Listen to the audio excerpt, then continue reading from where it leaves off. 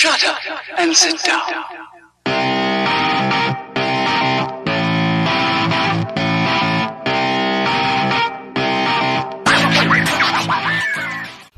Hello, I'm MeCat, and Grindr has fallen. The gay community has been warped into a crazy, gender-fluid, multicultural UN. For God's sakes, it's not even gay anymore. No, it's the LGBTQ+ community, and whatever other letters our political leaders can add to it on any given week to gain a few more subscribers or people to contribute to various political action committees. The coalition that helped power us through prejudice and win many important advances, most notably marriage equality, is breaking down and becoming a bloated, toxic cauldron of intersectional infighting about who is the most oppressed, and therefore who should be prioritized. Hint, it's not the gays anymore. Specifically, transsexual and feminist activists are trying to take over and boot gay men out of our spaces.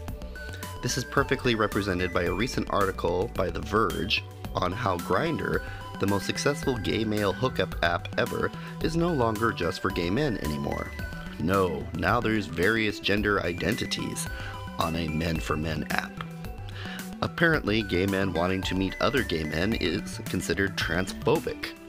And don't be fooled into thinking that this is Grindr being inclusive or woke. It's Grindr caving to relentless screeching from transsexual activists and supernova-level cringe articles by gender study dropouts. Not unlike many lesbians, transsexual people have not been, generally speaking, very successful at building their own spaces, so they find it easier to invade ours and then complain that we are not inclusive enough. To civilians on the outside of the rainbow, this may seem kind of abstract and weird because of the political, queer PR machine and how it portrays our community. You see, the current narrative is that we are all LGBTQ together. We're all the same. So of course we should have trans people on Grindr because they're LGBT. Except that's not really true. Thinking transsexual people are like gays is far from the truth. When I first came out to my grandmother, she asked if I was a woman trapped in a man's body. I responded to her, "No, I'm just a man that likes other men." Essentially, a number of outsiders think that gay men are what, in reality, more closely resembles trans identity. Transsexuals are less our siblings and more our cousins. We are men that seek out other men. They are men and/or women who believe that they are in the wrong body and require hormone and surgical alteration in order to realize their true identity. It's like comparing apples to roast beef, which is why them complaining about gay men not being accepting enough of them in our spaces is utterly ridiculous. Adding insult to injury, the majority of people screeching loudest aren't even transsexuals, but non-binary cross-dressing pronoun police, otherwise known as transtrenders, because becoming a real transgendered person is expensive and takes a long time, i.e. not many authentics out in the wild. This is happening in gay bars too, where you hear them complaining endlessly about white, gay, cisgendered men. God. Who needs a dictionary? Tumblr, fill me with babble! Aren't accepting enough, asking for special bathrooms and for everyone to watch their pronouns. The point is, gay men, especially masculine white ones, are becoming persona non grata in the LGBTQI+ alpha blue Pikachu queer politics. And in case you're wondering, no, queer is not the same as gay, no, it wasn't our idea, and no, I don't understand it either. Transsexuals call us cissexist. For the love of God, people, please stop making up words. An ism does not make it real. Because we don't want to have sex with women with inverted vaginas, unconvincingly called penises.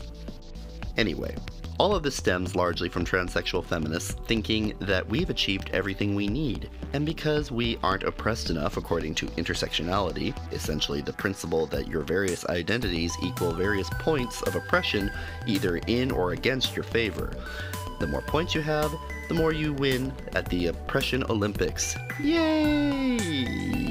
Yeah.